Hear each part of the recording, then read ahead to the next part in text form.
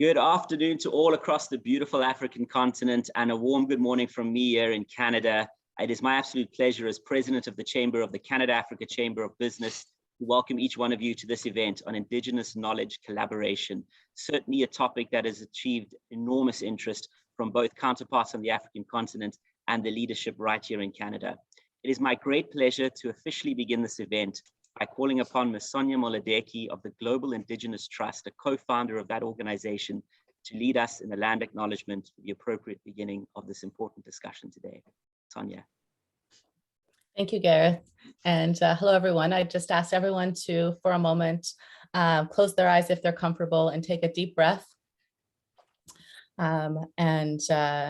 And I just wanted to share a land acknowledgement that has been developed with many elders that we work here with at the Global Indigenous Trust here in Canada. We acknowledge our Mother Earth that gives us life, nourishes us, and is our greatest partner. We act with reverence, respect, and reciprocity in all that we do. We acknowledge the First Peoples who have lived and thrived on these lands for thousands of years, and who have kept this sacred relationship alive for all of humanity. Here in Ontario, we acknowledge the Anishinaabe, the Wendat, and the Haudenosaunee, Métis, and Inuit people who have been living on these lands since time immemorial. We acknowledge all of our ancestors that have walked and stewarded these lands before us, and those that continue to walk with us on this journey to a more harmonious world. We acknowledge our responsibility to think of those yet to come, and to leave them a world that is capable of providing an abundant life. With love in our hearts, we say miigwech, madu, merci, thank you, diakuyu. Thank you so much, Sonia, and deep appreciation for your work and your leadership. We're incredibly excited to hear from you at our upcoming panel. I'd like to welcome all dignitaries, members of parliament, leaders in the business community, academia, who are always so active in these important discussions, and to all the business innovators joining us from both sides of the Atlantic this morning. Well, today we have an event once again in partnership with Global Affairs Canada. It gives me great pleasure to pass on the warmest wishes of our Trade Minister, Minister Mary Ng, also heading Small Business and International Development.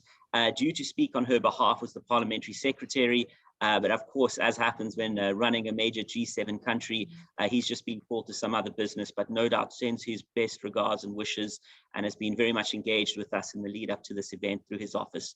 I want to also thank the Deputy Director General, Claude Gendron. He will be speaking later, for his leadership at Global Affairs that ensures all this programming that we're able to bring is done in collaboration and partnership and co-curation with the leadership based out of Ottawa, and of course spread at offices around the world serving Canada.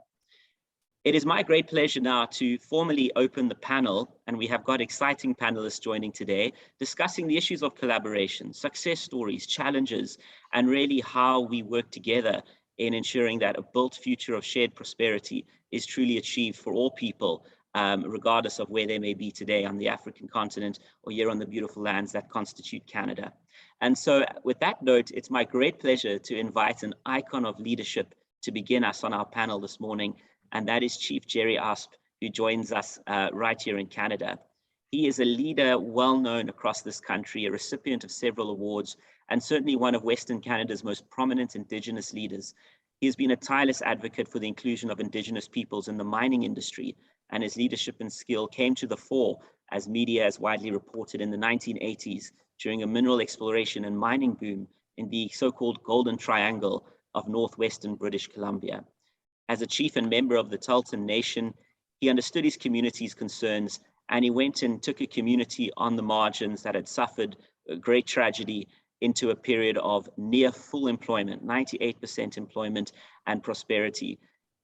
Chief Jerry Asp, an absolute honor to have you with us. Certainly you're well regarded and known by many across the African continent. The opportunity to learn from you, to hear your remarks, to understand your contribution to this topic, which is so vital to Canada-Africa trade and investment, is truly appreciated. On behalf of all of us, thank you very much. And without further ado, Chief Asp, the floor is yours.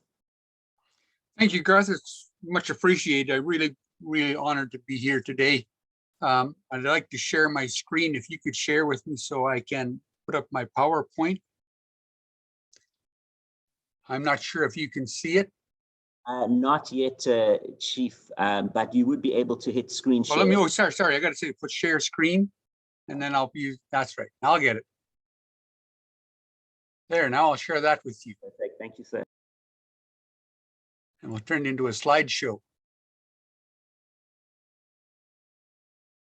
There we go.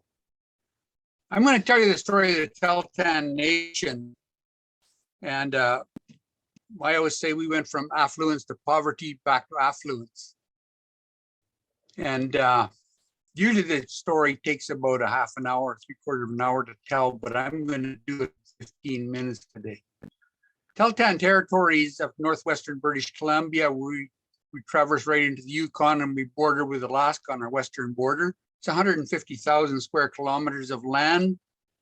And we have never ceded this land, and we still hold it as the Tahltan Nation. Back in 1983 and 84, when I first went back home to work for the Tahltan, we had 98% unemployment in the winter, and we had 65% unemployment in the summer. And we had very high, 80% of our members were on welfare. We had a serious alcohol and drug problem. We had a high suicide rate, very low education standards. I think we had one person graduate high school. But between 1989 and 2006, we introduced alcohol and drug programs. Our suicide rates dropped to 0. And the only people on welfare were single mothers, handicapped, and some elders. I was a chief for the Tahltan Nation between 2003 and 2006. And in those years, I had to return thousands of dollars back to the welfare program, the government, because I couldn't legitimately spend it. And believe me, I hate giving money back to the government. In 2019, we had 56 high school graduates. We had 22 post-secondary from universities and colleges, and we had 5 complete their apprenticeship programs in trades. And in 2006, we had 95% employment in the winter and 100% employment in the summer. So the big question everybody asks me is, how did you become a thriving nation once again? How did you change all of this? Well, I say it was simple, but the methodology was, in my opinion, simple.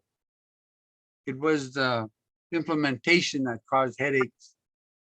But it was very simple. We had a vision, and we had a strategy to bring that vision to fruition. And we needed a vehicle to help make that happen. So that was the simple methodology that we used. Our vision was very simple. Eliminate unemployment within 20 years. Very simple. Because we wanted to bring some pride and dignity back to our nation. We're not a people welfare, we're not beggars, we're Tahltan. So our strategy was very simple as well. Indian Affairs always has these jobs and training models, and the Tahltan knew that we couldn't operate under the Department of Indian Affairs models of jobs and training. We needed a nation building model, something that will build our nation and bring our nation pride and dignity, as I said. So number one, we didn't depend on the government. We looked off for reserve for solutions because there's no program. When I was a chief, and I could say this with confidence, that there's no program in Department of Indian Affairs, even today, that will get you out of the doldrums they're in. So we had to look off for reserve. We looked at the mining, forestry, and hydro, the resource developers for solutions, and we invest in training for our people. We spend millions of dollars in training for our people. So the vehicle was the Tahltan. In April 1985, we did the Tahltan Nation Development Corporation. This picture was taken in 1989. And that was our vehicle to move our vision to fruition. The late Chief Ivan Kwok, he negotiated to build the first 10 modern homes on Tahltan Reserve, and we took the contract to the Tahltan Nation Development Corporation. It was very strange. I met with him. I was a business service officer for the Council for Yukon Indians up in the Yukon, and Chief Ivan Kwok and Chief Patid Zertza and Vernon Marion, the president of Tahltan central government, came up. Tribal Council came to Whitehorse for meetings with the Council for Yukon Indians, and being a Tahltan, of course, and he's my chief, Pat and Vernon are my relations. We met and I asked him what they were doing, and he told me he was going to build these 10 houses. And I said to him, Ivan, who's going to be your contractor? And he said, we haven't got one yet. I said, why don't we start a company and build those houses ourselves? And this was about 4 p.m. So I went home, and about 7 or 8 that evening, I got a call from him. He said, I want you to come down for breakfast tomorrow morning at 7 o'clock, and we want to talk about this company you're talking about. I don't know about today, but back then in '84, when the chief says he wants to talk to you at 7 o'clock in the morning, you're there at 7 o'clock in the morning. But at least he bought me breakfast. So anyway, we went and we talked about it. And that's how we started to talk about Tahltan Nation Development Corporation building these houses. So in essence, by the time we were finished, we built 30 houses in Telegraph Creek. We built their band office. We built a new health center. In East Lake, we built the Tahltan Nation Development Corporation office and shop complex. We built 8 houses for the Head Lake Housing Society. We built 10 houses on IR9. We built the Stikine Health Center for the Health Canada. Chief Badadzertsa negotiated with Indian Affairs to build 50 homes over 5 years in Iskut. So we built those 50 homes, and we also built their administration office. But one of the things we needed when we decided we were going to go off reserve, we needed tools to work with industry and stakeholder partners. So we developed some tools. One was the Tahltan Resource Development Policy. We had a policy before we ever negotiated the first agreement.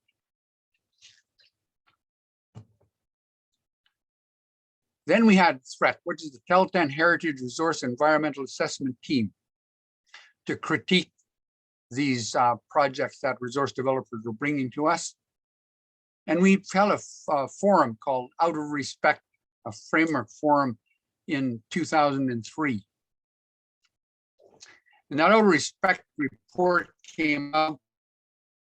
And if anybody wants it, the IASD, if you go to IASD's website and go to the 2003 publications, that report is there for anybody to download. But anyway, our resource development policy came into effect in April 1987. And so this is a map of the Tahltan territory that we use. And so it was a very simple policy, only 8 points. Number 1 was assurance the development not pose severe irreparable environmental damage. The environment is number 1 with the Tahltan. 2, the development didn't jeopardize or prejudice the otherwise compromise the outstanding Tahltan Aboriginal rights claims. I was a little bit younger in that picture and I had black hair. Assurance there was going to be more positive than negative impacts on Tahltan people. Provide for the widest possible opportunity for education and direct employment-related training for Tahltan people. Provide for the widest possible employment opportunities for Tahltan people. Provide for substantial equity participation. And this was a really important point because I'll tell you about what happened later on in years as we develop. And of course, the widest possible business opportunities for the Tahltan people. And 8 was simply saying that we wanted the developers to assist us to accomplish the objectives stated above. So that was our simple resource development policy. But Tahltans like to argue.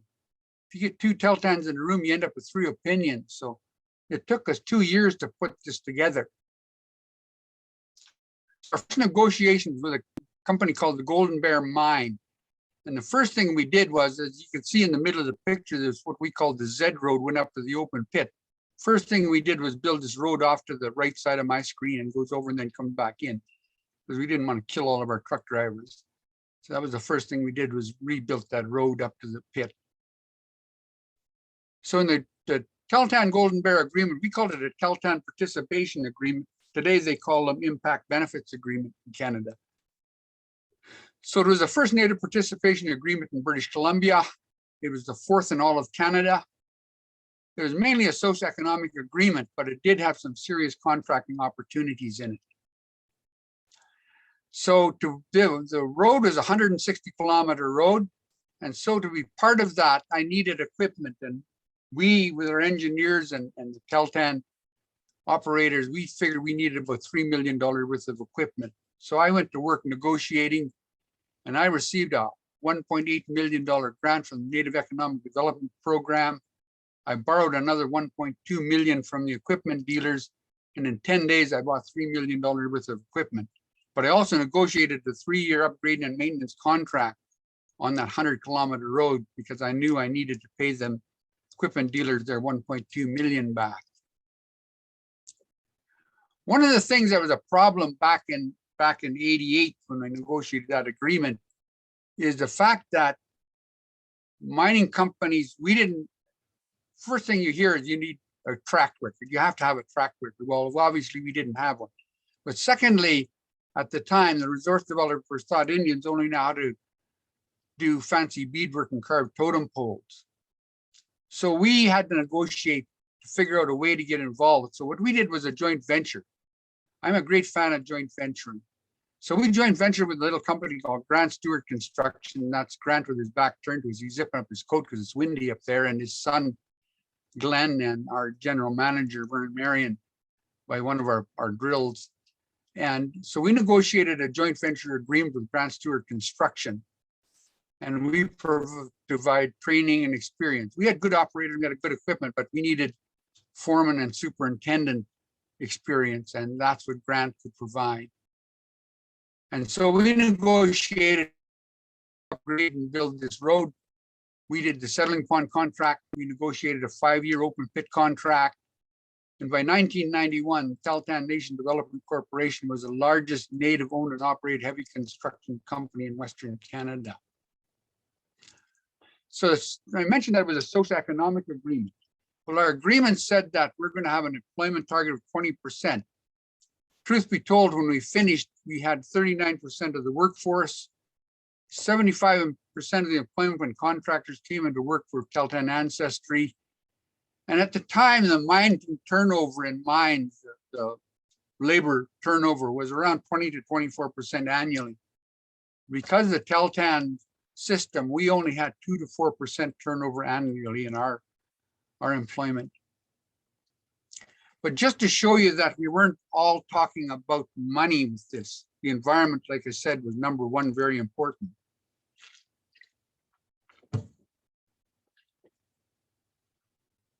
They wanted to put the road in the Chesley Valley, and we argued against it because the Chesley Valley is Class A winter moose habitat. And of course, the Teltan live on moose. So we had to protect our wildlife.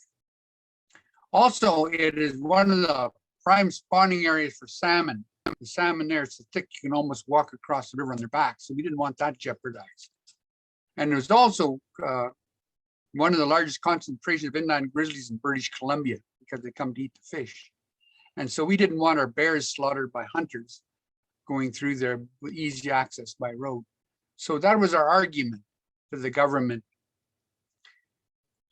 And so they in essence agreed with us. And in 1989, Teltan Nation Development Corporation and the Teltan Tribal Council jointly won the BC Environmental Award for rerouting that road away from the Chesley Valley. The Teltan Heritage Resource Environmental Assessment Team, or THRET for short. I have lots of fun when I go to meetings and I sit down and they go around the table. Who are you representing? I represent Teltan THRET. And then I don't explain. Anyway, our mission statement is to protect Aboriginal rights and title, ensure the principle of the 1910 Declaration of the Teltan Tribe and the Teltan Resource Development Policy are being met through active participation. And this is a serious matter because in 1910 we wrote a declaration, and my brother was the first Aboriginal person to ever graduate as a lawyer from UBC. And we were in a meeting and he said to the government, federal government, we send you a declaration in 1910 and we still haven't received an answer. He said, I know the mail is slow, but this is ridiculous. Got to do something about that. So that's what the team does. And we have 23 Teltans on that. I'm on there. My area of expertise in this is construction. So anything to do with the access roads or the mine planning, the open pit or waste and storage dumps, et cetera, that's where I come in. I can also do fish and wildlife if I want, but Tahltan, we have biologists that do that. So we have 23 Tahltans who work on all of these disciplines. And the other respect that mining symposium I talked about happened. There was 32 Tahltans took part, 3 government representatives, 5 from industry. We had 6 from IASD to help write the reports. And like I said, if you want a copy of that, you can get it by going to the IASD website. And it lays out the Tahltan mining regulation forward. The next big project was the SK Creek project from 1990 to 2008. We joint ventured with a company called Leadcore to build the 68-kilometer road into the mine site. We did the camp construction, we did the site work, we did mill construction, we did all of the earthworks. We did negotiated a long-term maintenance contract, an evergreen contract. In essence, we had 42% of all the employment in the lab, mill, surface, maintenance shop, and underground. And we joint ventured with a company called Aero Transport, so the Aero Tahltan JV. That JV is still going today with our other operations. And we started it there, and we hauled all the concentrate out, and we hauled all the supplies back into the mine. And Spetsisi Remote Services Corporation, that company was our company that did the catering, the housekeeping, and security for that mine. And between 1990 and 2008, we did over $200 million in contracts with SK. Huey Lakes Hydro Project. That was a project in Dease Lake to take Dease Lake off of diesel generation. The Huey Lakes project, as you can see in the left corner, there's a really high mountain lake. And we took, and what we did was we dropped that water flow in a 4-foot, 1-inch heavy wall pipe, 1,800 feet off the mountain down into the Tanzilla Valley, and we put a 3-megawatt generator there. But it was the first independent power project in British Columbia. It's a 3-megawatt turbine, but because of the head on it, we can put a Y in there if necessary, and we could add another 3-megawatt generator to that project without doing anything except buying a turbine. We have a 20-year power purchase agreement with Hydro, and we still have 1 megawatt free from that. We haven't used it, but it's still there if we needed it. And like I said, we can expand. Galore Creek was our next project. Fortunately, the project only lasted for 2 years and they shut it down, but TNDC had negotiated 176 million in contracts. Individual Tahltan companies at over 30 million, and unfortunately that project is still held in abeyance today, and we're working on it. Alta Gas is the next big project. You see the intake of the Forest Kerr Hydro project. This tunnel is 25 meters high and 2.6 meters long. And the Tahltans joint ventured that tunnel with Procon Mining. It's a 198 megawatt project. They had a McClymont Creek was 68 and Volcano Creek was 38 megawatts. In British Columbia, they have what's called the Clean Energy Act, and because the Tahltans didn't sign a treaty, BC Clean Energy had to pay us rent for water and land use for the project. And because they gave Alta Gas a 60-year agreement, the Tahltans demanded a 60-year agreement as well. And we received $2.5 million a year for 60 years. But we have escalation clauses in there that could bring this number up high as 450 million. And at the time, we were still negotiating McClymont and Volcano. So we received our first check on December 12, 2014 for $500,000. And because we talked about the equity and whatnot, our agreement said that we could buy back into this project. So we took the $500,000 and we invested into the Volcano Creek Hydro project. We ended up with a limited partnership, Coast Mountain Hydro and Tahltan Heritage Trust. We took $2 million from our Heritage Trust, so for $2.5 million, we bought 50% of the Volcano Creek Hydro project. And Alta Gas, and I'll update you now, 2019, Alta Gas sold that project in 2019. And the Teltan share of that was $30 million. So what we did was we took the 30 million and we borrowed another 90 million. And for 120 million, we bought 5% of the $2.5 billion hydro project, the largest hydro deal by an Aboriginal group in British Columbia, and definitely British Columbia and probably Canada. And so we own that. And we have the Teltan Heritage Trust Fund. And so that went into the trust fund. And in 2020, when this was written, that investment already went from 120 to 130 million. So we had 29 million in cash in our trust fund. And with the value of that 130 million, our trust fund now is $160 million. And we use that for education mainly. And we're starting to branch out now this year. Other people are saying we need money for other things like environmental management and business opportunities. But that money is not to be used. The principal is never used, only the interest. Right now, we're only using $1 million a year for education. Any Teltan that's in an accredited training program or in university or college can receive up to $10,000 from this fund. Every single Teltan that wants to go back to school.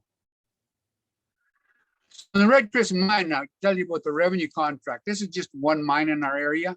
Our ore haul contract with the Arrow Teltan is $8 million. Our camp infrastructure is $500,000. Camp services, the catering, the housekeeping and security is $9 million a year. Our bus service is $500,000 a year.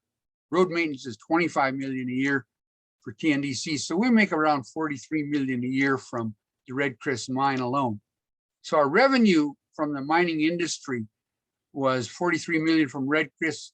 We have 214 people employed at the time I wrote this, and they average around 100,000 a year salary. So it's 21,400,000 in salary. And Bruce Jack is another mine. We have about 1.4 million in employment there. And the exploration in our country, we mentioned the Golden Triangle, had 62% of all of the exploration in 2020. And so the revenue from that was just about $16.5 million. So Teltan's gleaned somewhere around between 80 and 90 million a year from the mining industry right now. And today, TNDC has 8 divisions, 27 joint ventures. We're into aviation, power line, communications, environment, camp service and exploration, transportation and fuel, drilling and blasting, and engineering. Our revenue for 2020 was 27.6 million. 11.6 million of that went for wages. 85% of the employees are of Teltan ancestry, and 94% of all employees are First Nations. Usually those are married into the Teltan.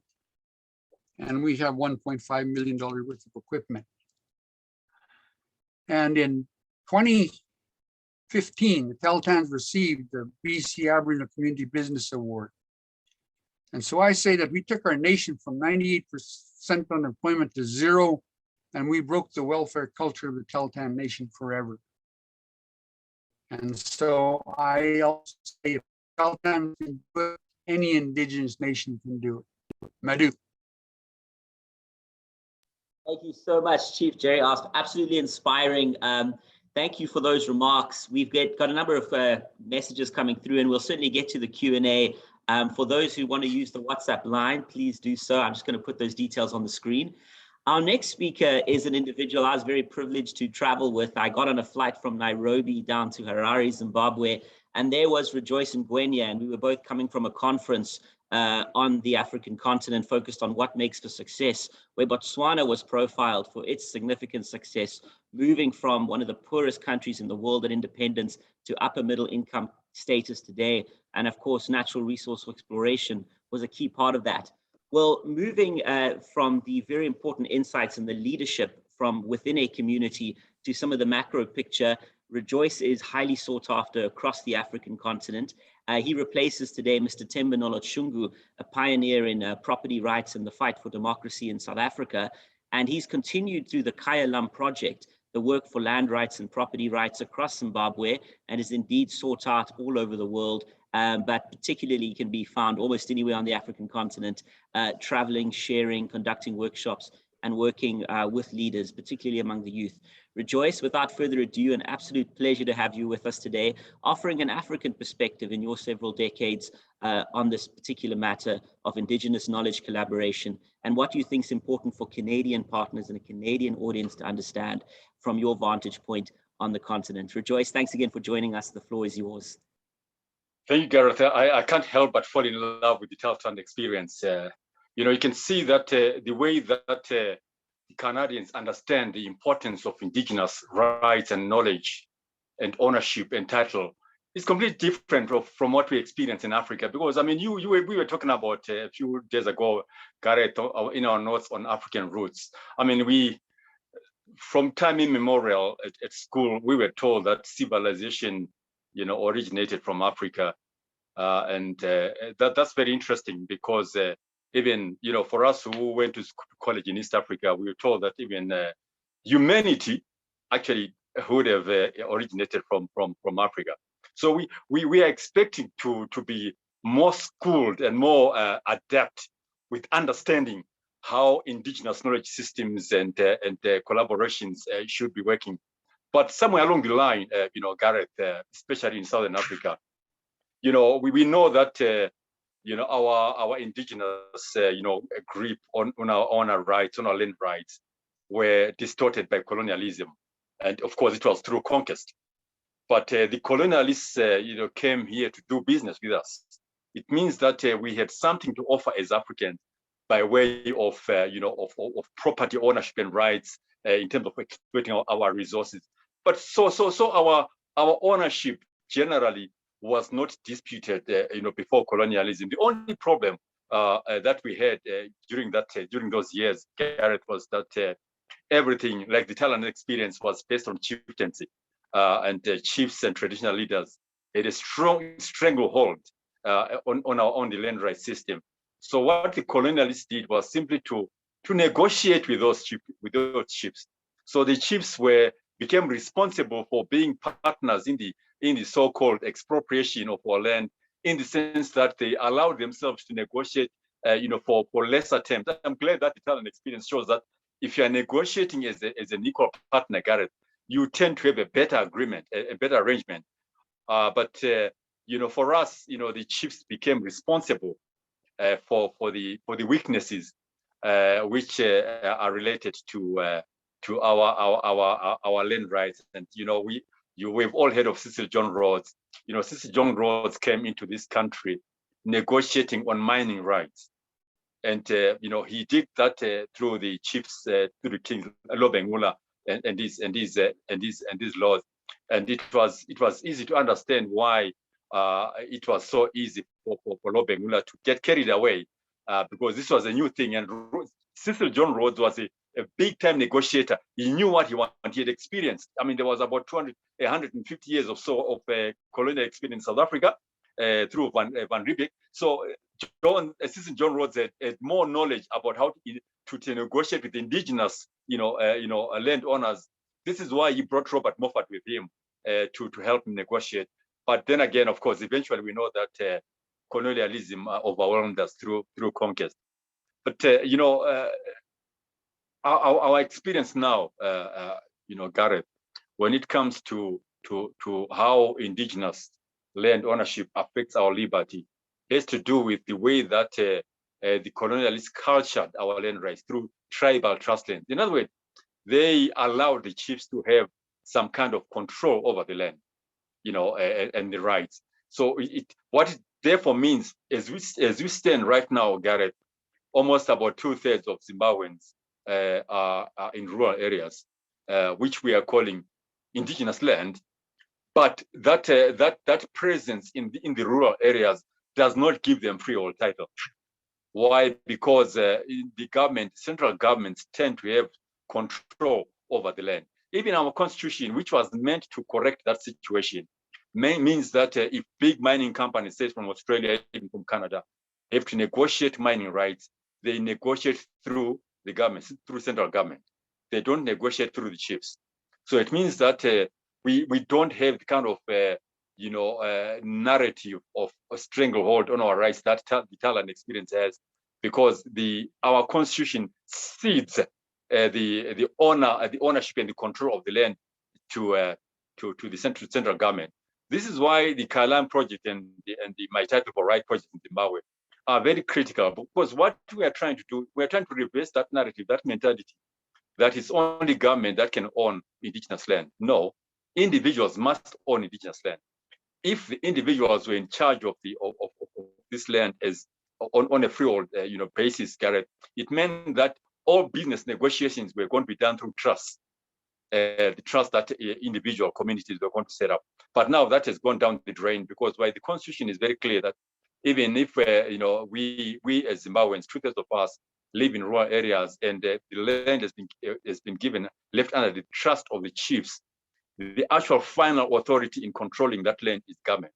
So there's no business negotiations that can be done with the tribal leaders of this land if it does not go through all the mining rights are done through the central government, and that does not empower our communities.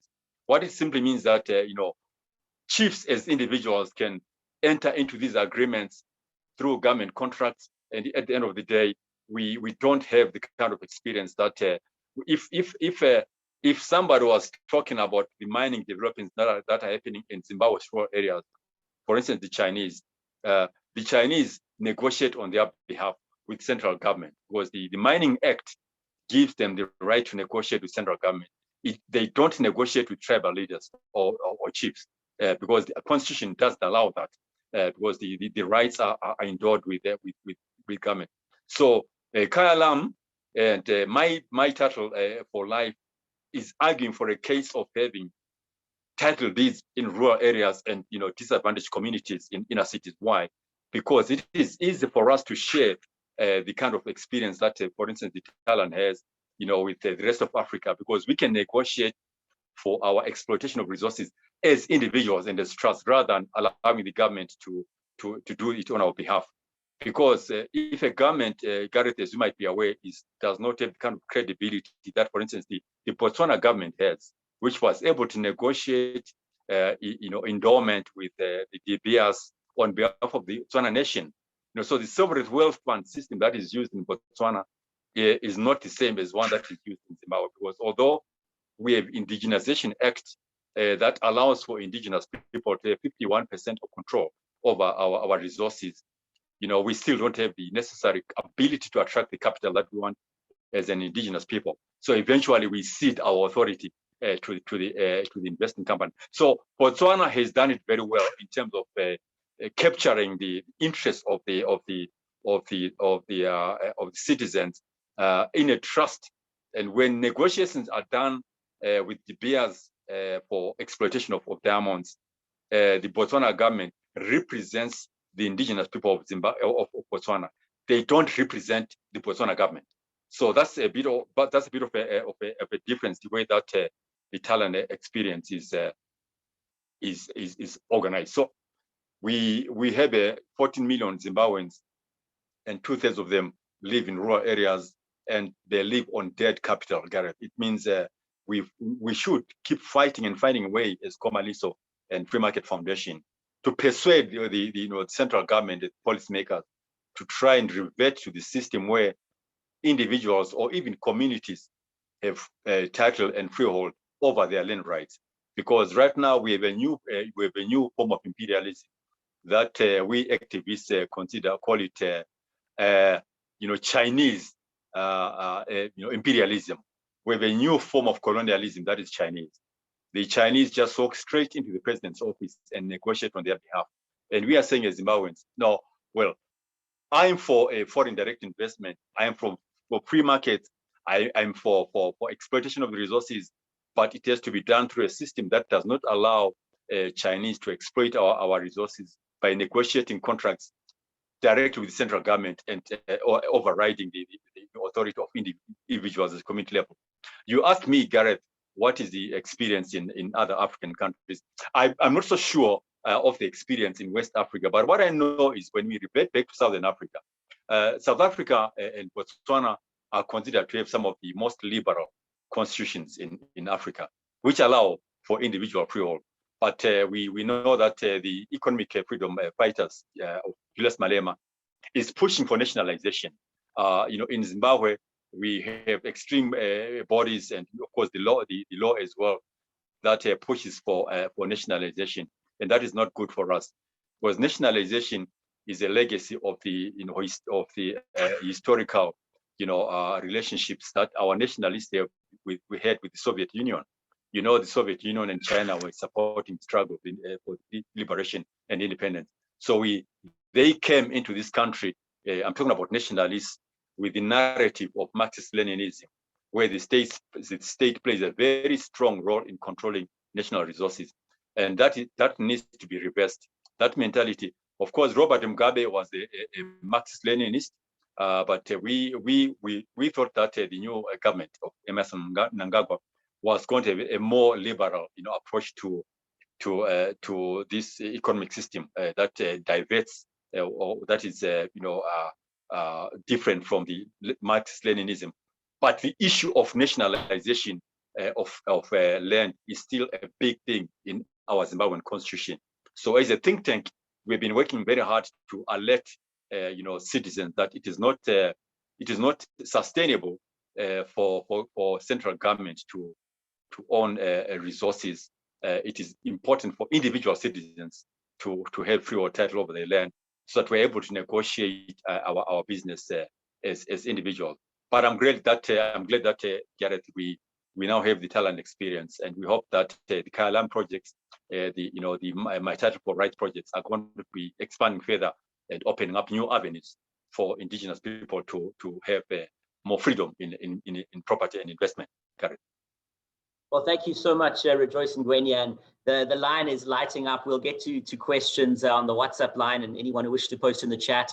But some very clear collaboration. And of course, the one theme, and I've seen a few comments on this, is really moving towards empowerment and equity and true ownership on the part of communities and the individuals within them, instead of a sort of abstract ownership. So we have a lot of people from federal governments on both sides, or representatives, but thank you for sharing your experience in the legislative work that you're doing. And I have to say, as a chamber, we've been working with Ambassador Ruth Chikwira of Zimbabwe, the ambassador to Ottawa, and some of these discussions have come up in other public fora.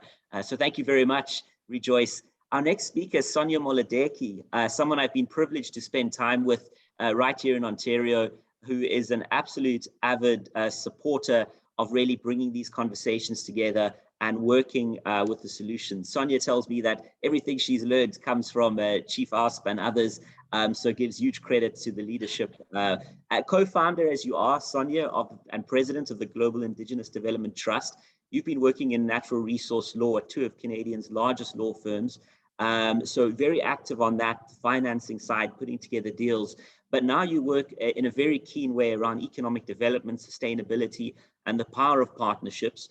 And I know you not only work across Canada, but to the south of us in Latin America.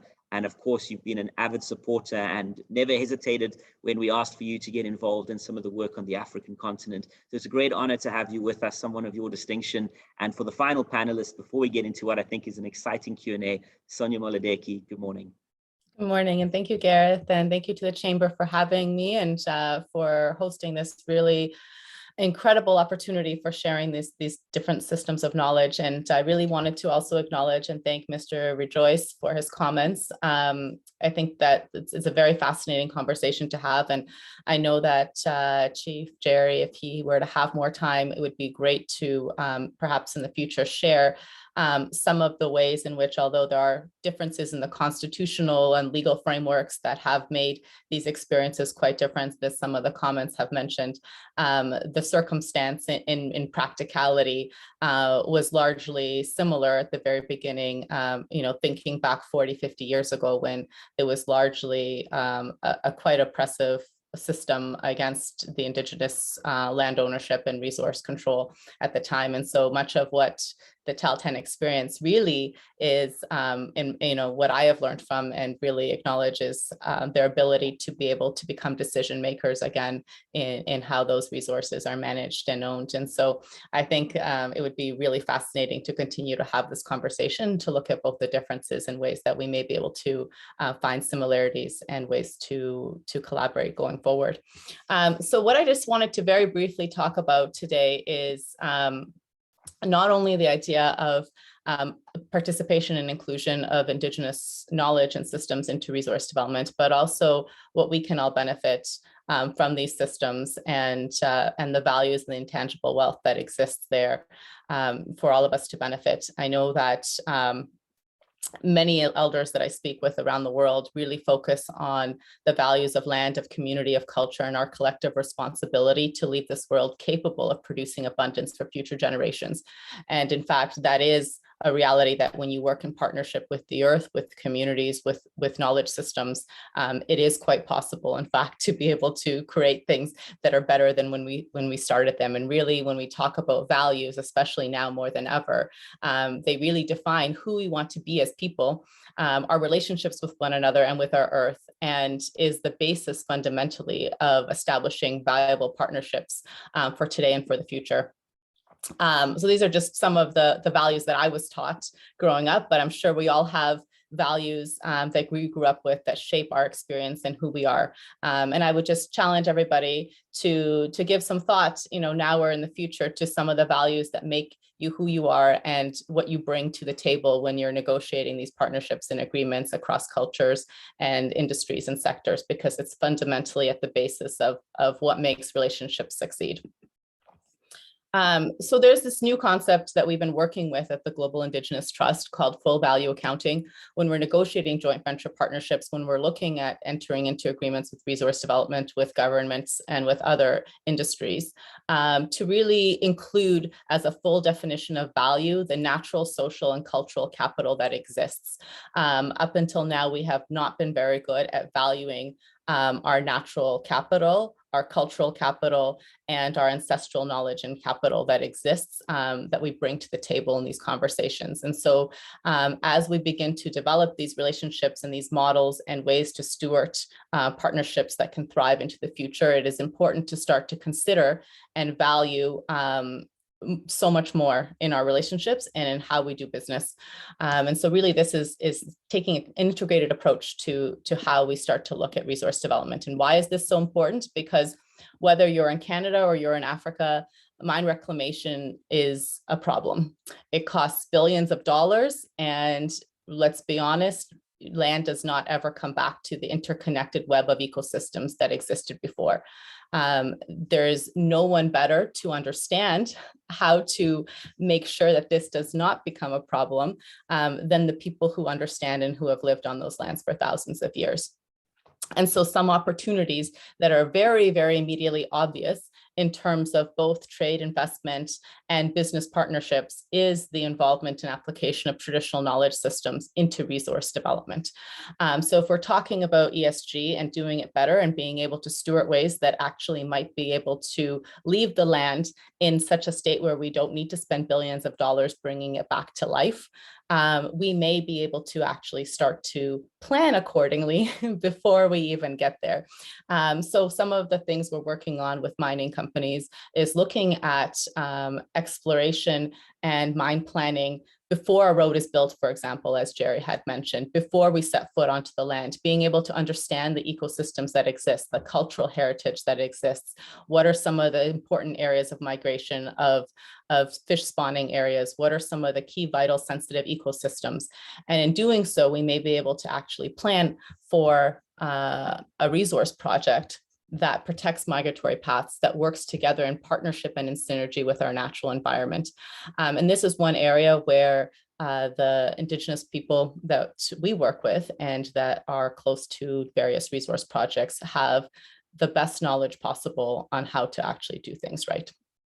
The second area is, of course, in environmental assessment and monitoring. As Jerry alluded to, they have a fantastic environmental assessment team that is on the ground on a daily basis, monitoring, assessing, and with new technologies that we have with Internet of Things, with drone technologies, with statistics, we can measure and monitor in real time what's happening in our natural ecosystem. So being able to work in partnership with the land and with the earth is no longer something that is a far gone concept. This is something that we can actually do when you bring together these knowledge systems together with this technology that exists.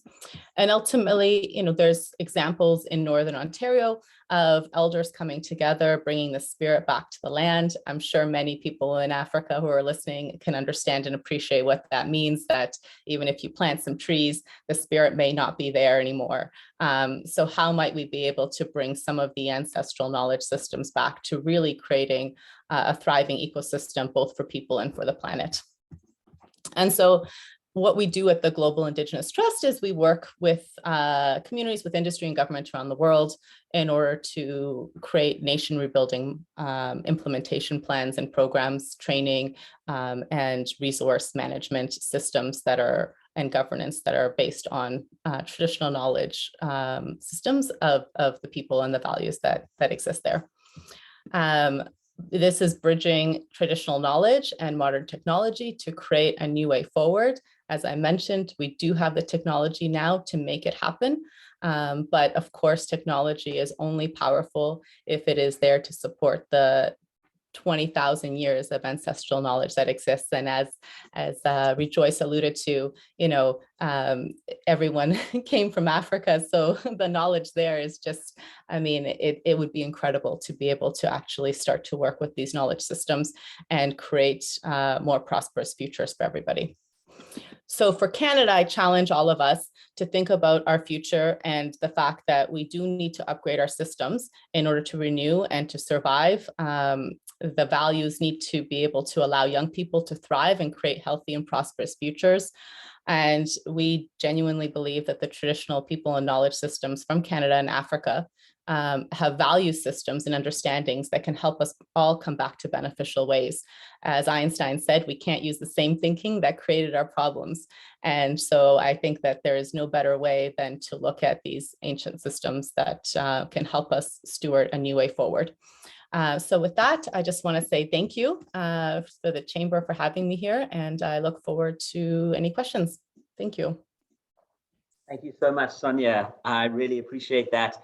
Well, thank you for everyone sending questions through. I'm going to touch on the first question, and it's actually in the public chat with Professor Alkazin joining us in Ottawa.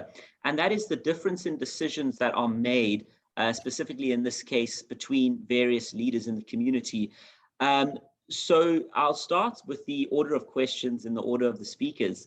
So Chief Asp, in your opinion, what were the circumstances that allowed you to make the decisions you do, which of course were the right decisions?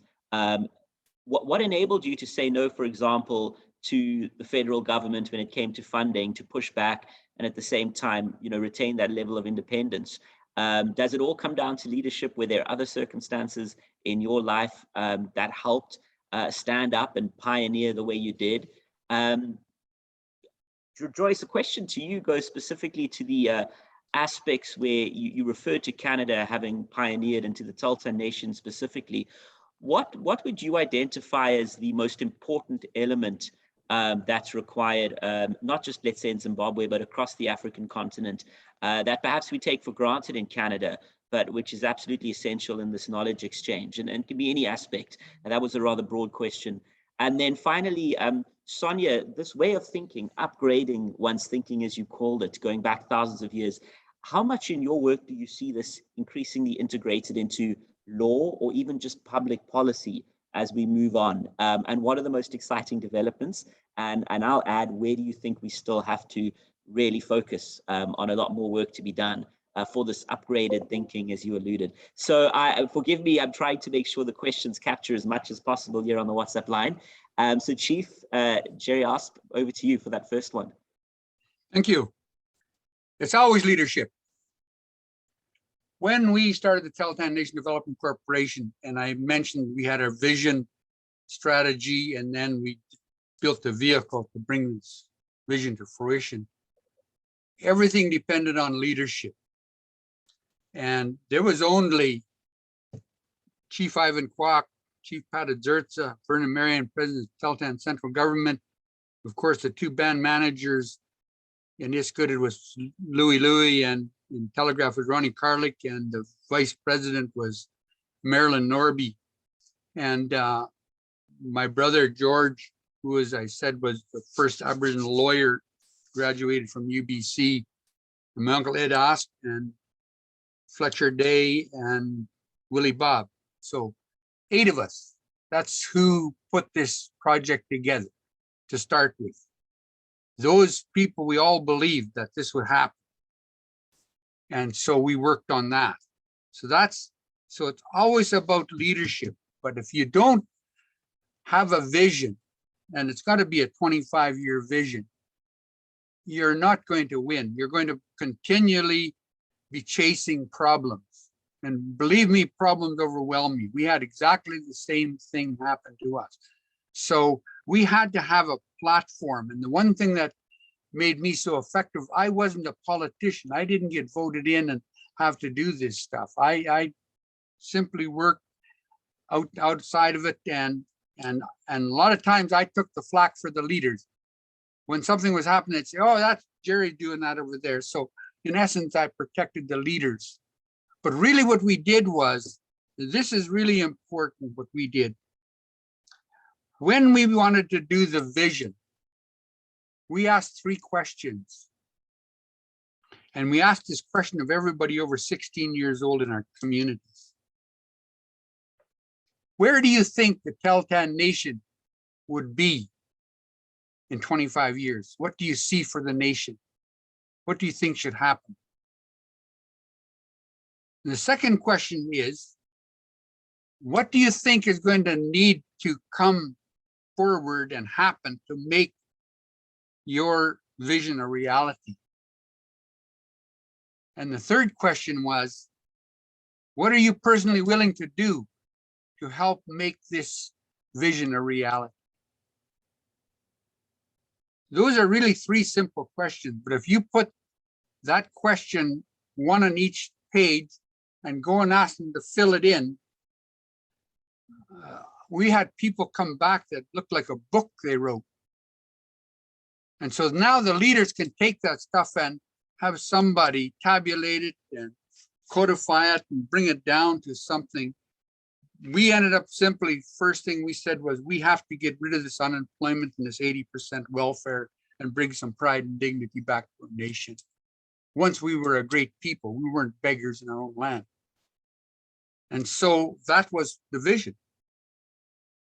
Pretty simple, but when you start trying to implement, then everything else falls into place behind it. So in essence, you're correcting a whole bunch of issues, and I can tell people point blank, you're always going to have problems. I hear people talk about the word challenges. Native people don't have challenges, we have problems. So it doesn't matter how many problems you fix, there's always a new one. So when you're poor, you have problems, and when you're wealthy like we are, we have new problems. Our biggest fight right now is that membership that don't live in our country want to divide that 160 million up and give everybody $10,000 each or $20,000 each. And we're saying that's nuts. We want to keep that principle intact, and we're only going to spend the interest, and we're going to develop people with it. So every time, it doesn't matter whether you're rich or poor, that you're going to have problems. It's just how you deal with them. And that's where leadership comes in. So it's always leadership. Thank you so much. I hope I answered your question.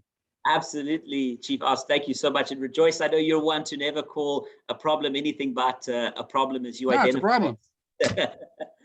So Rejoice, your response in the question of taking this collaboration forward, what do you see as probably the most important elements from an Africa view that Canada brings to the table, specifically in the context of the Tahltan Nation, among others? Absolutely, Garrett. I'm so excited that obviously the Canadian Constitution not just recognizes minority rights, but their rights are ring-fenced by the Constitution. They are almost unbreachable, because when you have constitutions in Africa that pay lip service to minority rights, it means that when they talk about property rights, even in the Bill of Rights, it's a very tentative kind of like experimental way of approaching it. So I can see the talent experience here of a nation of indigenous people that are confident that they are living in a country that accepts them as part of the development matrix, and the Constitution has given them the right to negotiate on their own behalf. Their rights are protected. They are ring-fenced by the Constitution. I mean, in Africa, it's more important about what the government thinks of minority rights than what the rights are. So I believe really, in Africa, Gareth, if we take away the central government from the matrix of negotiating on behalf of minority groups, let the minority groups negotiate on their behalf. We know what they know what is right for themselves. We know what indigenous people like, right, what is right for themselves. But give them their rights, give them a constitution that ring fences those rights, not just as communities, Gareth, but as individuals. So that when big companies come in to negotiate mining contracts or power, independent power producers, they come in negotiating with a group of individuals that have confidence that their rights are protected as a community and as individual. Gareth. Thank you very much, Joyce. And over to Sonia on the question of to what extent you're seeing law and policy start to integrate these thousands of years of indigenous wisdom coming to the fore, or coming back to the fore, finally. Yeah, it's a very interesting question. And again, I thank Rejoice for his comments because it's a very fascinating discussion. We do have a lot of rights and constitutionally protected rights in Canada. The challenge becomes in implementation, as Jerry alluded to during his presentation. And oftentimes the implementation of these rights is not always what it should be.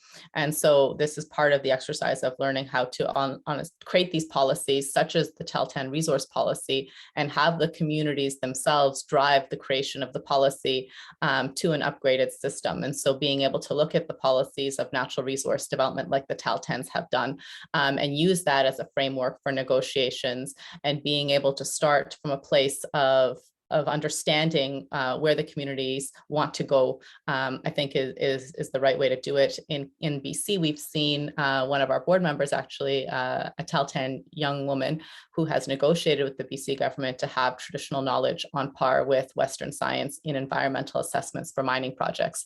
And so these types of shifts in policy and legislation are really important in terms of being able to start to value all of this ancestral knowledge that exists. But we still have a long way to go, I think, in terms of being able to truly understand what that value is. And I think that will only come once we start to value all of our natural capital and all of the cultural rich heritage that exists within our countries. And once we start to really understand what we want to have as a future, like Jerry said, what is our vision? Does it include a healthy, prosperous planet and communities, right? And building that into how we start to create policy change. Excellent. Thank you very much, Sonia. We're going to go to another round of questions, and then we're going to be going to the Government of Canada, discussing some of the programs in place and the upcoming opportunities. I'll take the same order once again with which each one of you have kindly spoken. Chief asked the issue around equity. The question is, in light of many commitments by mining companies to various iterations of corporate social responsibility and the like, question bluntly is that often just a way to avoid a focus on equal partnerships defined by equity in joint ventures? So in your experience, any insights you have into that, I think would be welcomed, because not many companies will go in on a deal providing equity with the community, direct shareholding to that community. But of course, a number do, and we've seen some great Canadian companies do that. Rejoice, there was a point made around the Khotla system in Botswana, and that point was that to what extent do you see that as a significant aspect for the success of Botswana as a cultural institution? And basically, it's some have called it the equivalent of the town hall, but obviously much more than that. But could you speak to that issue just briefly in the context of an argument by the Ghanaian academic who argues that Botswana's success is because it's the only African country that was able to go back to its indigenous roots and build on them? And that was George Ayiti who made that comment. So if you could just respond to that, the question of culture and indigenous knowledge and the success of Botswana contrasted with some other experiences. And then finally, Sonia, the final question for this round, to you, what do you think the most exciting areas are for collaboration between Canada and Africa on this topic, given over the last several months, nearly a year, you've been a part of the conversations, for which we're truly grateful. So once again, in that order, over to you, Chief Asp.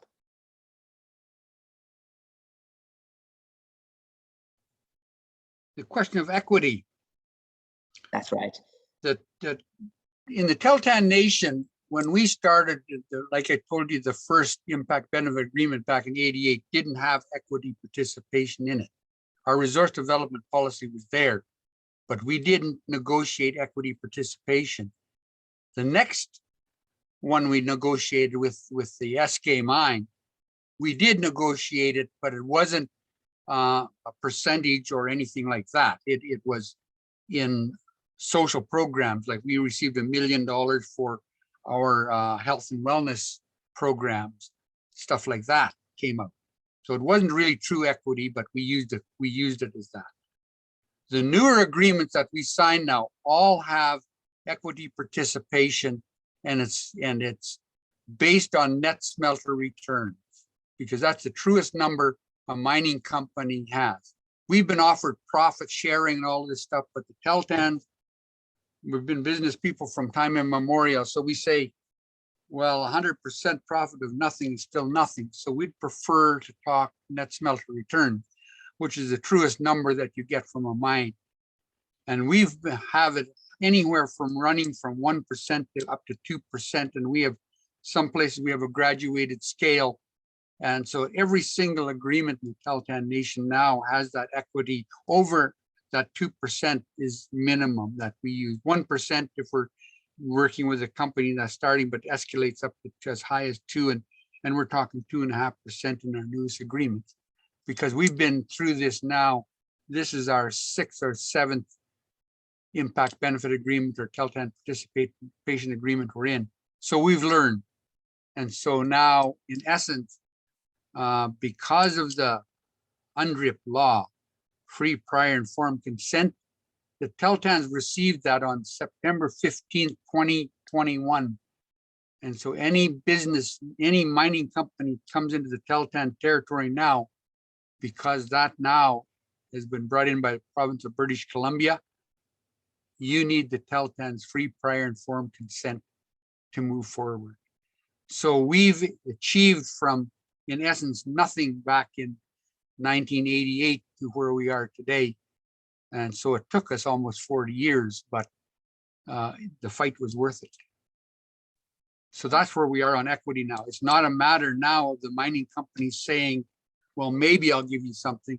We're saying, if you want to operate in Tahltan territory, these are the rules of the game. Thank you very much. Excellent. Thank you, Chief Asp. Rejoice, the question of cultural institutions, Ken McGee in the chat, and the great academic, Dr. Ayiti, referred to Botswana's success going back to its cultural institutions. Would you share that view or have any comment on that? I absolutely agree with George Ayiti, Gareth, because do you know that Botswana was not colonized? So it was just a British protectorate, really. So it meant that their indigenous cultural systems were largely left intact. So the Ngwatos, although the Ngwatos are rather dominant, but the mere fact that Cecil Kama was a bit much more wiser than most of his contemporaries at that time. So he was able to balance the Westminster system and the traditional quota system to come up with a scenario where all nature of traditional modern structures were respected. So the Tswana system has not been damaged, for want of a better term, by colonialism. And their constitution and their statutes, they recognize they are not exactly made in heaven, because you'll be aware that the Sarwa, which we euphemistically call the Bushmen, they are also arguing that their rights in Jwaneng have been desecrated because of the big diamond agreements that have been made with Jwaneng between De Beers and Botswana government. And there's a huge movement of Sarwa movement that is fighting for indigenous rights. But I do agree with George that perhaps because Botswana was not colonized, so their traditional systems of governance were not damaged. And of course, the quota system then came in to be able to give a very good balance between the Westminster system and of course the traditional governance system. So we have a lot to learn from Botswana using that model. Got it.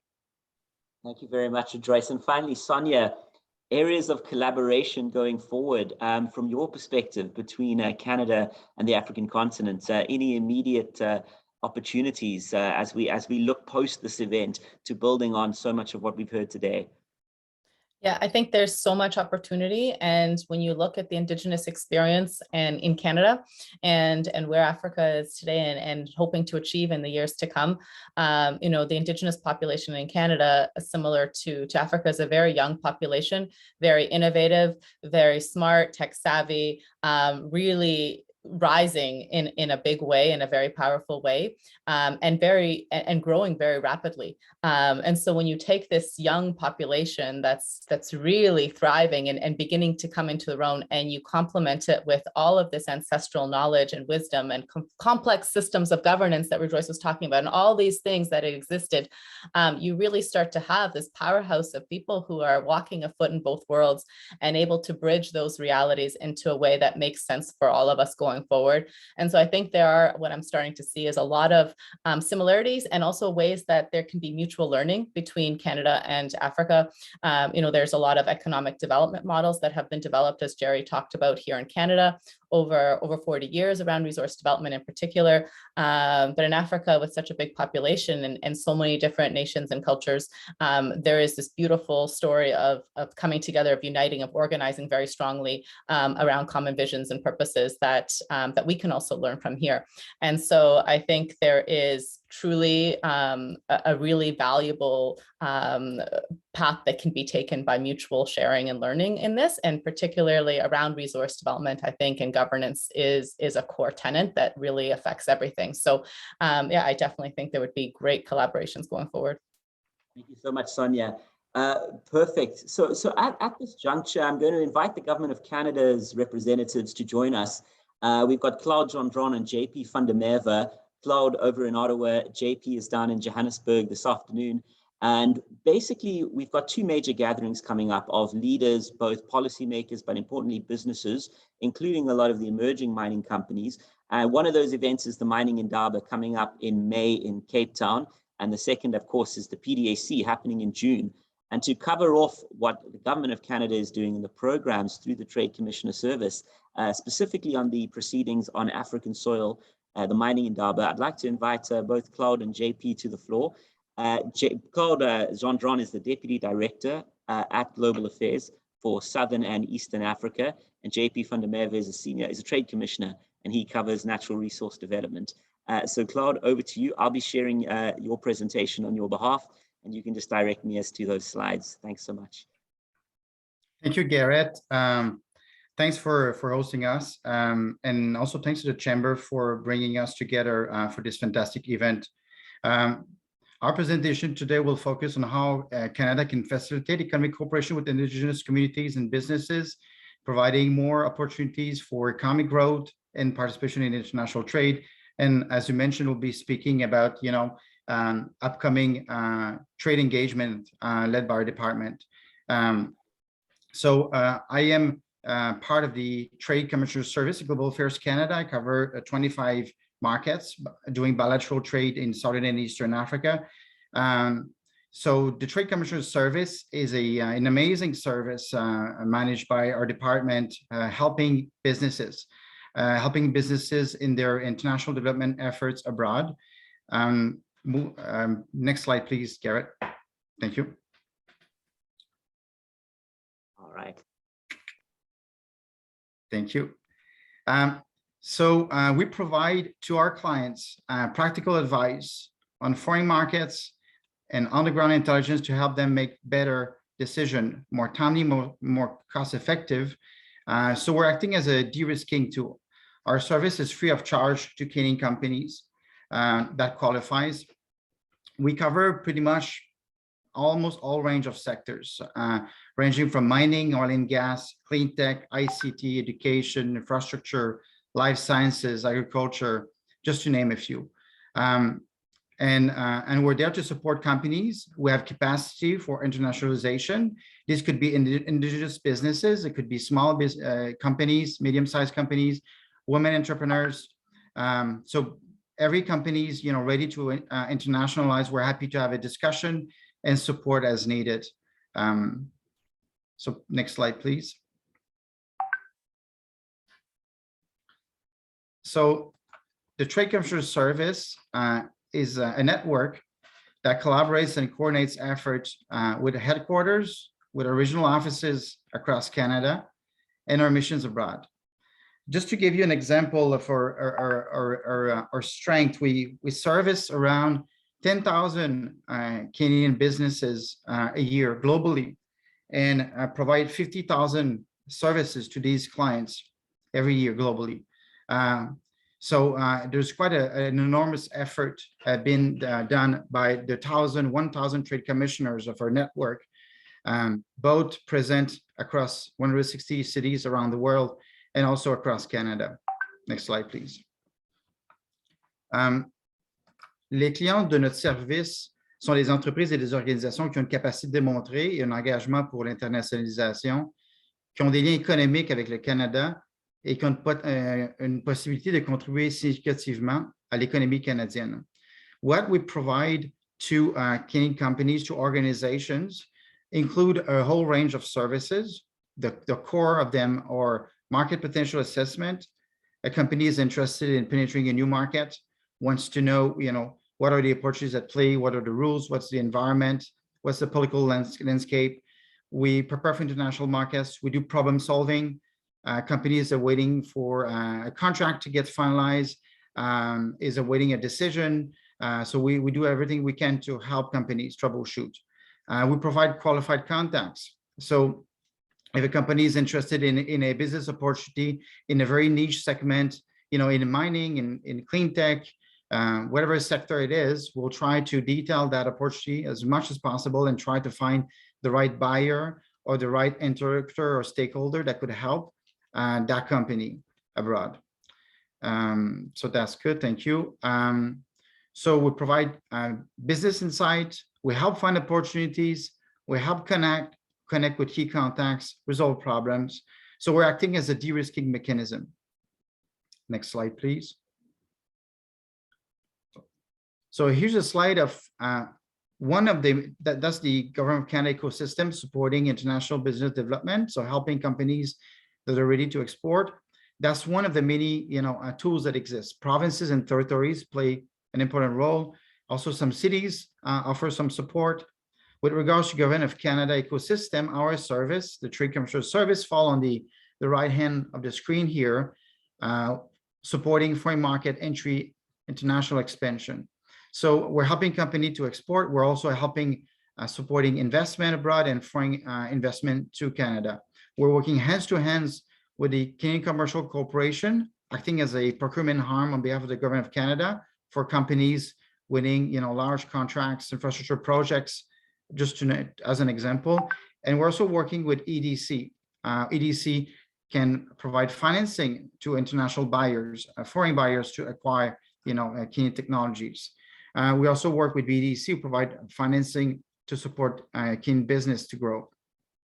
And there's many other collaboration that takes place here in supporting, helping companies to scale up and making them ready to export. Then when they're ready, finding opportunities to them, assisting them, facilitating matchmaking, troubleshooting, just as examples of what I provided previously. Garrett, next slide, please. So these are some of the partners that we work with. We're pleased to have a great collaboration with the Canada-Africa Chamber of Business.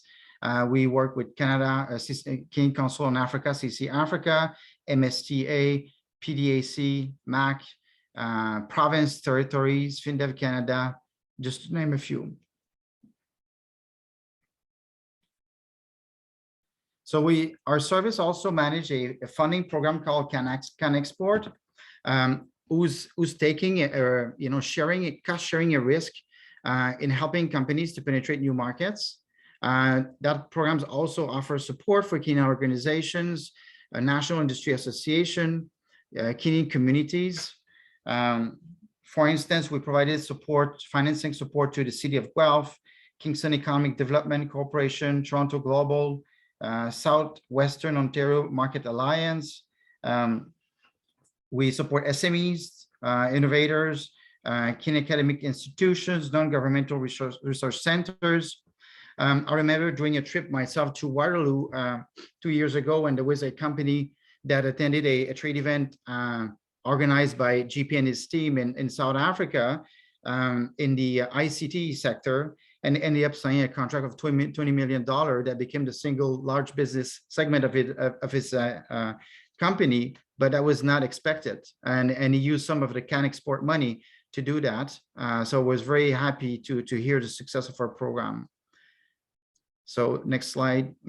So we have a concierge service.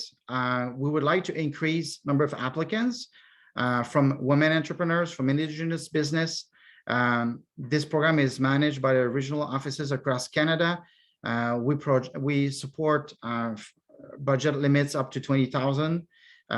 So I really welcome those who are on the line who are doing business, who are interested to consider these programs, to reach out to Garrett if you want our contact details so we can provide further information. Next slide, please. So Can Export covers travel to meetings, marketing tools, interpretation, IP protection, consulting fees, just to name a few. A lot of the work that we do is trying to assist companies that knock at our doors. We organize trade missions, incoming, outgoing. We organize trade events at several trade shows. Upcoming trade shows are Mining Indaba in May, PDAC in June. We have the Global Energy Show in Calgary, I believe it's in June. Africa Energy Forum in Brussels, also in June. It looks like it's going to be a busy summer.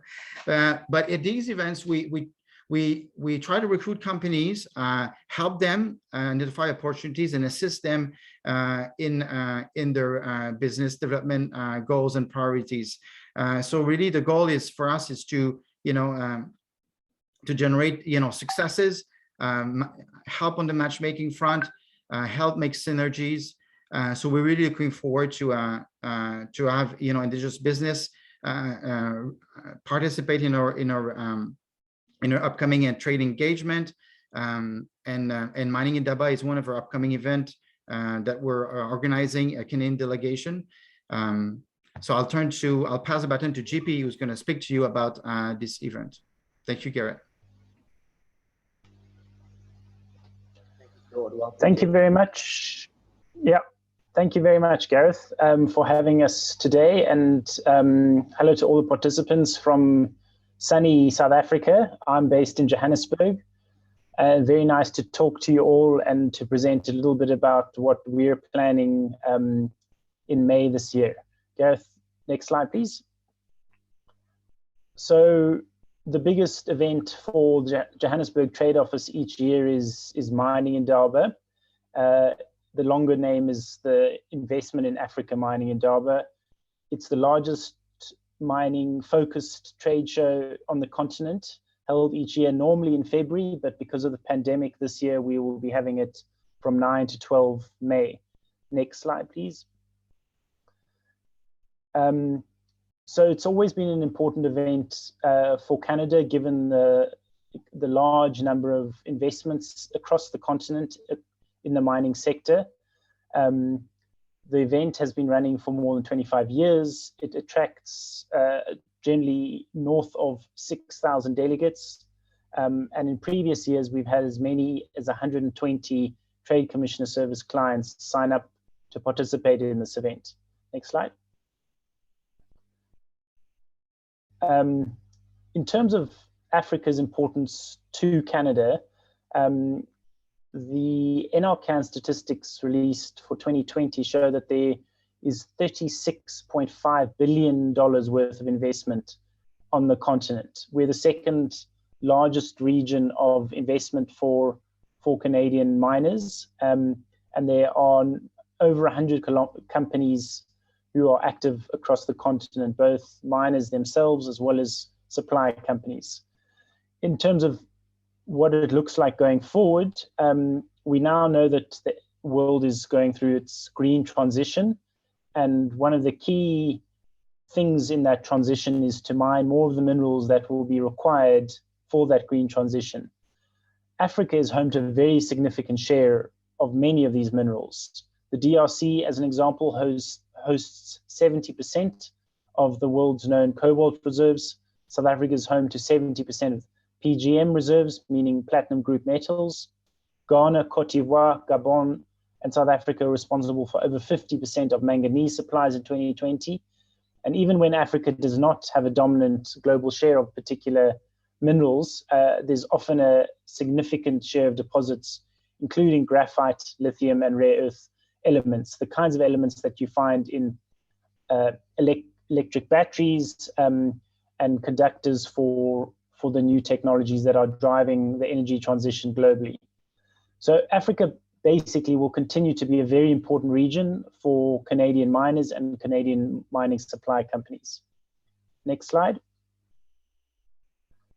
So we are coordinating between Ottawa and our Johannesburg Trade Office, Canada's participation at Mining Indaba 2022, as well as obviously future years.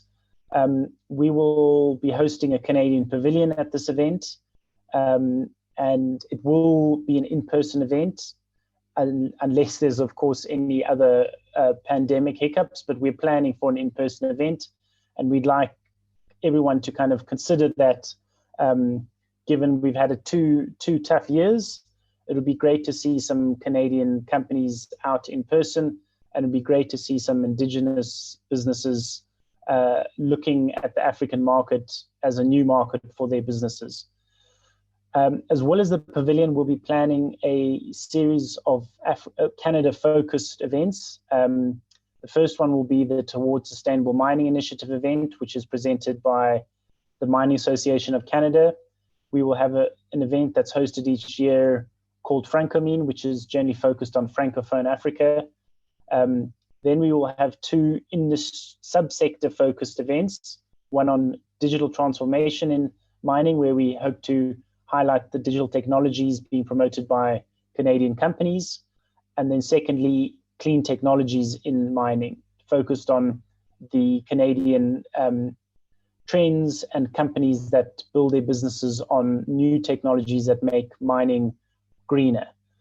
Additionally, and most importantly, we'll be running our business-to-business matchmaking program, as well as an export cafe, where we work closely with clients of the Trade Commissioner Service to help connect you with mining companies on the continent, whether they're African, whether they're Australian, whether they're Canadian miners who are doing business here.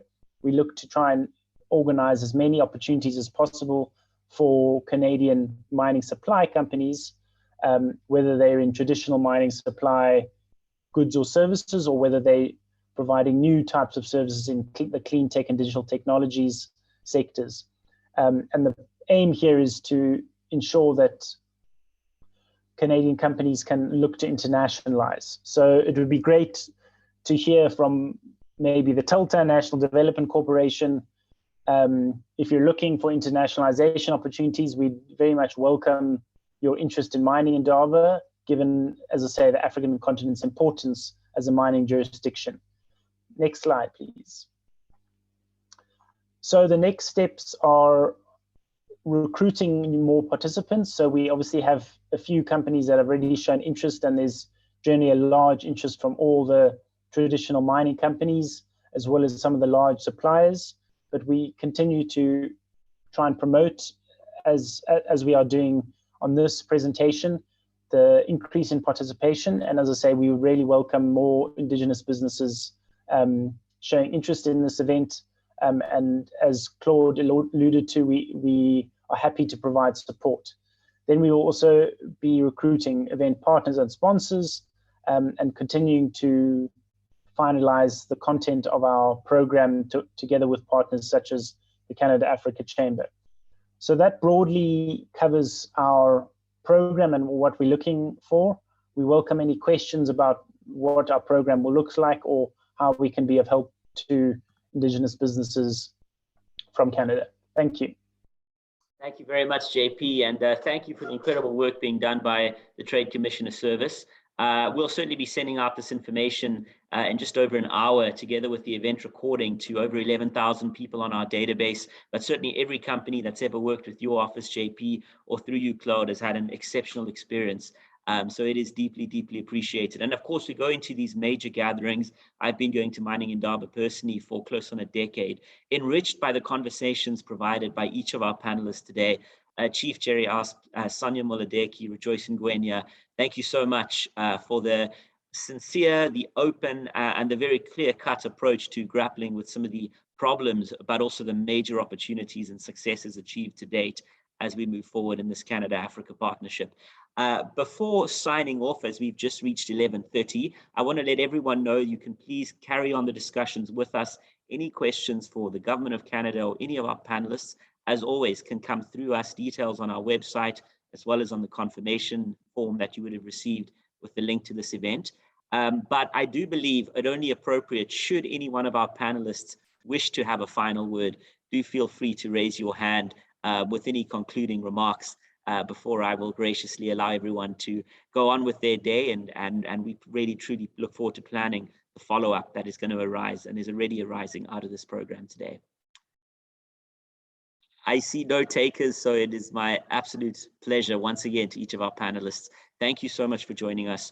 And for all of you who have not yet participated in the Mining Indaba in Cape Town, I strongly recommend that now's the time, especially given, as was mentioned by JP, the opening up and the ability to travel and meet in person and gather once again. It is a truly exceptional experience, and you'll have JP and his team with you every step of the way down in South Africa.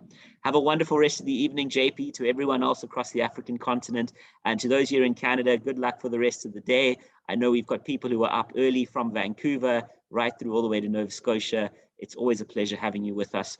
We look forward to seeing you at the next event. And a final reminder to anyone who's also involved in ICT and renewable energy, it's not too late to join the virtual trade mission. It kicks off tomorrow, but our country days at a ministerial level, right through to business leaders from across Botswana, Cote d'Ivoire, Senegal, South Africa, it's all taking place leading into next week.